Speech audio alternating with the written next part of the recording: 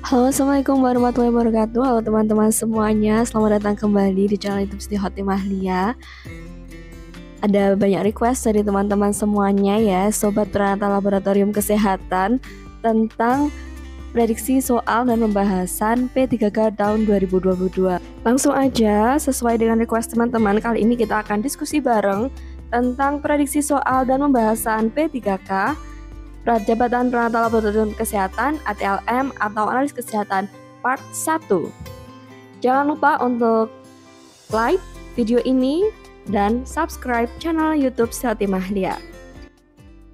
Soal pertama, peraturan pemerintah berikut mengatur limbah bahan beracun dan berbahaya yang berlaku adalah A. Peraturan Pemerintah Nomor 101 Tahun 2014, B. Peraturan Menteri Kesehatan Nomor 54 Tahun 2015, C. Peraturan Menteri Kesehatan Nomor 27 Tahun 2017, D. Peraturan Menteri Kesehatan Nomor 43 Tahun 2019, atau E. Peraturan Pemerintah Nomor 22 Tahun 2021. Dan di dalam soal ini yang di highlight yaitu berlaku ya, yang di stabilo kuning.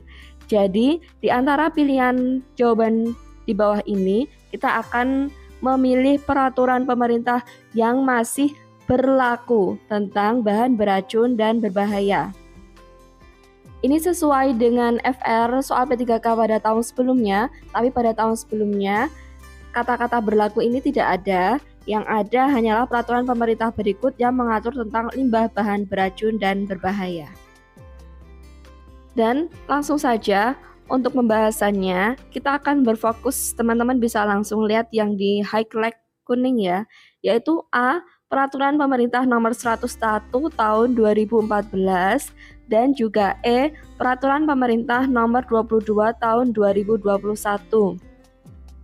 Oke, jadi teman-teman semuanya, untuk peraturan nomor A, peraturan pemerintah nomor 101 tahun 2015 itu tentang pengelolaan limbah B3. Yang B, peraturan Menteri Kesehatan nomor 54 tahun 2015 tentang pengujian dan kalibrasi alat kesehatan. C, PMK nomor 27 tahun 2017 tentang pencegahan dan pengendalian infeksi di Fasienkes. D, PMK nomor 43 tahun 2019 itu adalah tentang puskesmas, dan E. Peraturan Pemerintah nomor 22 tahun 2021 tentang penyelenggaraan perlindungan dan pengelolaan lingkungan hidup. Kita akan berfokus pada jawaban A dan E ya teman-teman.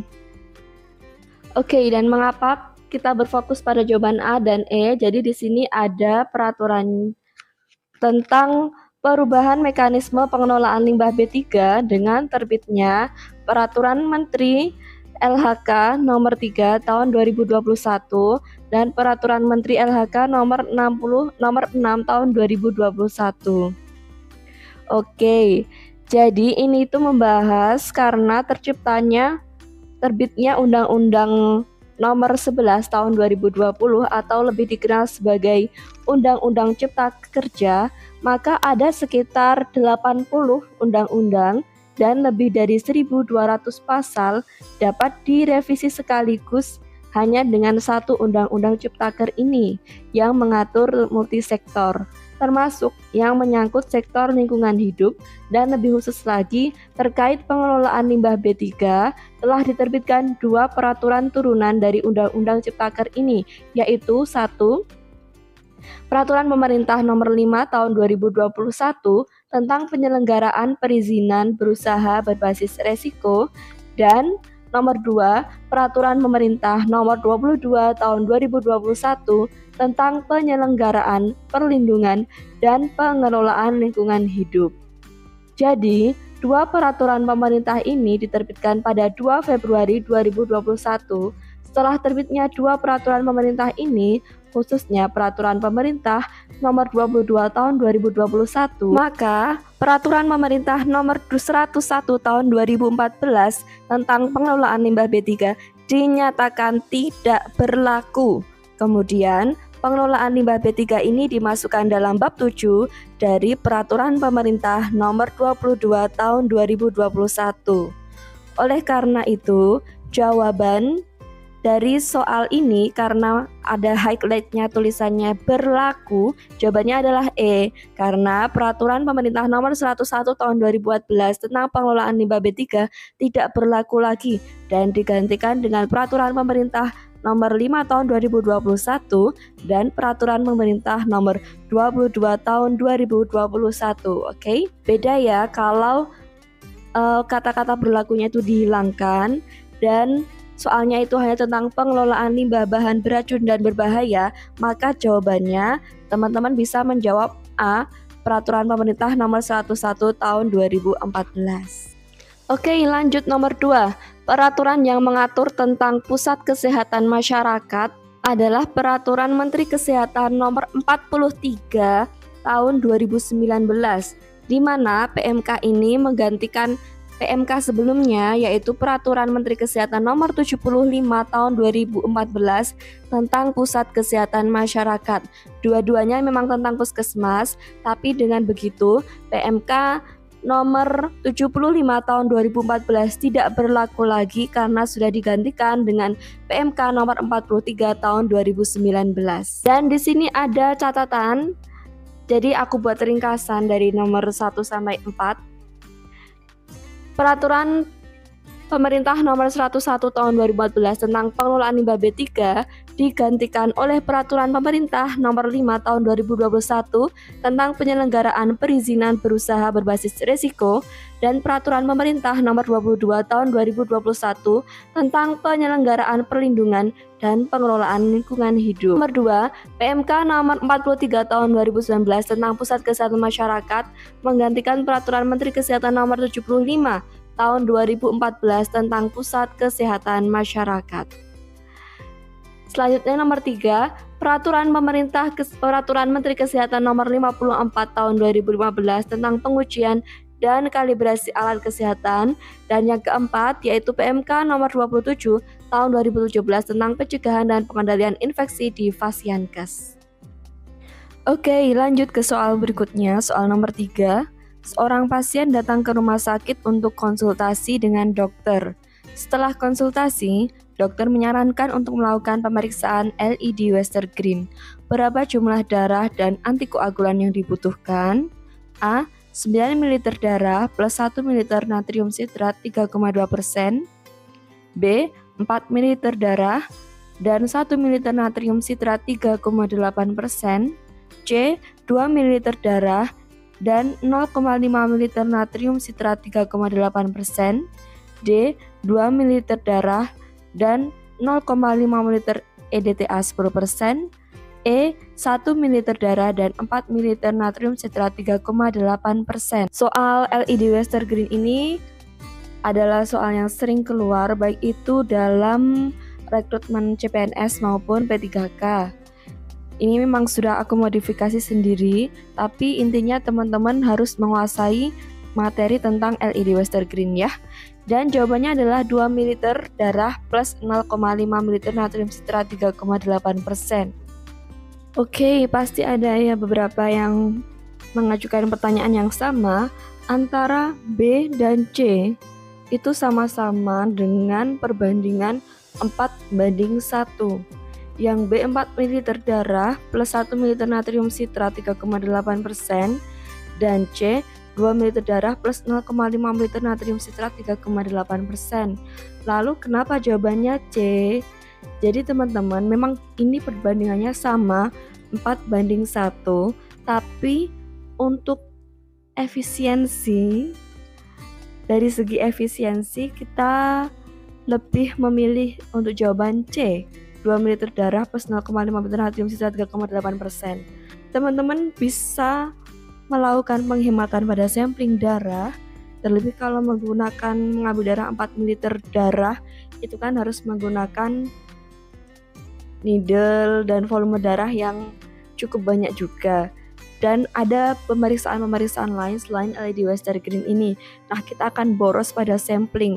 Kalau dengan menghemat sampel darah sebanyak 2 ml darah sudah bisa menghasilkan hasil yang akurat, kenapa kita tidak menggunakan yang lebih efisien? Begitu ya keterangannya. Dan Ini ada catatan penting bagi teman-teman. Jadi, natrium sitrat 3,2% atau setara dengan konsentrasi 0,105 molar itu digunakan pada pemeriksaan koagulasi ya. Diberi catatan pada pemeriksaan koagulasi dan dengan rasio 1:9. Sedangkan natrium sitrat 3,8% atau setara dengan 0,129 molar ini digunakan pada pemeriksaan LED Westergren dengan rasio 1:4.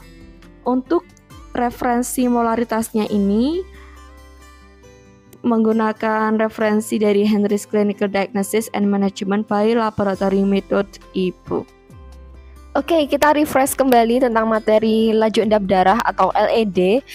Jadi LED ini kan merupakan pemeriksaan hematologi rutin yang menggambarkan kecepatan pengendapan eritrosit dalam plasma dan dinyatakan dalam milimeter per jam. Pemeriksaan LED sendiri terdapat 3 metode, yaitu Westergren, Winthrop, dan automatic.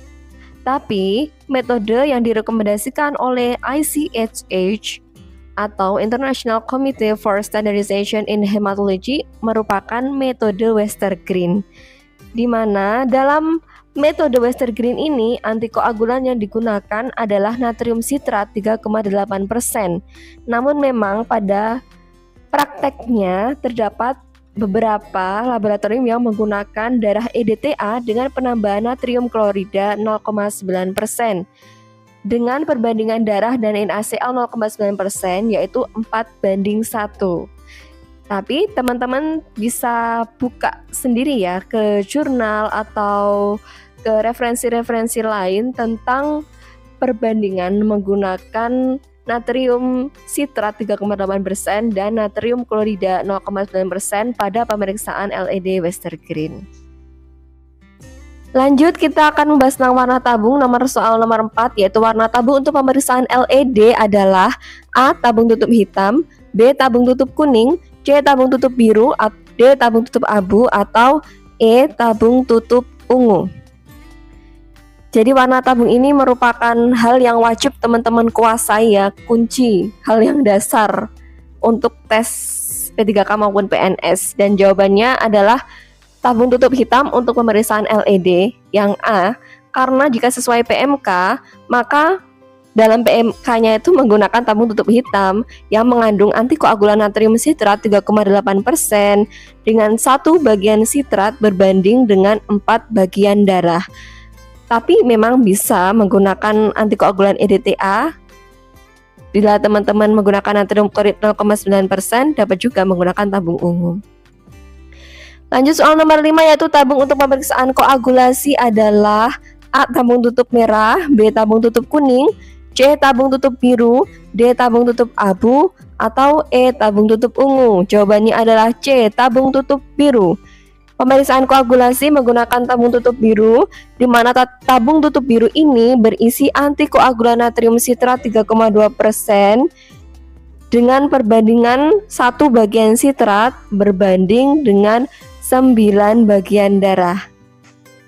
Lanjut nomor berikutnya, yaitu nomor 6, tabung untuk pemeriksaan glukosa adalah A. Tabung tutup merah, B. Tabung tutup kuning, C. Tabung tutup biru, D. Tabung tutup abu, atau E. Tabung tutup ungu. Jawabannya adalah D. Tabung tutup abu, di mana tabung tutup abu ini berisi antikoagulan natrium fluorid dan kalium oksalat. Soal nomor 7, tabung untuk pemeriksaan sel darah adalah A. Tabung tutup merah, B. Tutup kuning, C. Tutup biru, D. Tutup abu, atau E. Tutup ungu. Jawabannya adalah E. Tabung tutup ungu, yaitu antikoagulan ETA ya. Tabung tutup ungu ini berisi antikoagulan ETA. Lanjut nomor 8, tabung untuk pemeriksaan analisa gas darah adalah tutup merah, tutup hijau, biru, abu, ungu. Jawabannya adalah B. Tabung tutup hijau, di mana tabung tutup hijau ini berisi antikoagulan heparin. Nomor 9, tabung yang digunakan untuk pemeriksaan Lee and White adalah A. Tabung tutup merah, B. Tutup kuning, C. Tutup hitam, D. Tutup abu, atau E. Tutup ungu. Jawabannya adalah A. Tabung tutup merah. Pemeriksaan Lee and White itu kan merupakan pemeriksaan untuk pembekuan darah ya, waktu pembekuan darah. Maka tabung yang diperlukan tidak mengandung antikoagulan. Dan wadahnya ini tuh wadah hemostatis tuh memang harus kaca bersilikon atau plastik. Selanjutnya soal nomor 10. Bila pasien kesulitan mengeluarkan dahak pada malam hari, pasien diminta konsumsi gliseril guaiacolat 200 mg paracetamol atau susu UHT. Ini juga ketebak ya jawabannya, udah pastilah. Jawabannya adalah A, gliseril guaiacolat ya 200 mg. Persiapan pengambilan sampel sputum ini ada beberapa persiapan, yaitu yang pertama, pasien tuh diberi penjelasan perbedaan dahak dan saliva. Kemudian bila kesulitan mengeluarkan dahak pada malam hari sebelumnya, diminta minum teh manis atau diberi obat gliseril guaiacolat 200 mg. Kemudian sebelum pengambilan spesimen, pasien berkumur. Bisa kalau menggunakan gigi palsu bisa dilepaskan. Pasien berdiri tegak atau duduk tegak, menarik nafas dalam 2-3 kali, lalu kemudian mengeluarkan nafas bersamaan dengan batuk yang kuat dan berulang sampai sputum keluar. Kemudian tabung dalam wadah, tutup wadah, dan kirimkan ke laboratorium. Demikian ya untuk part 1 ini, semoga bermanfaat untuk teman-teman semuanya. Kita akan lanjut insya Allah di part selanjutnya. Selamat belajar, semoga sukses untuk menjadi ASN di tahun ini. Assalamualaikum warahmatullahi wabarakatuh.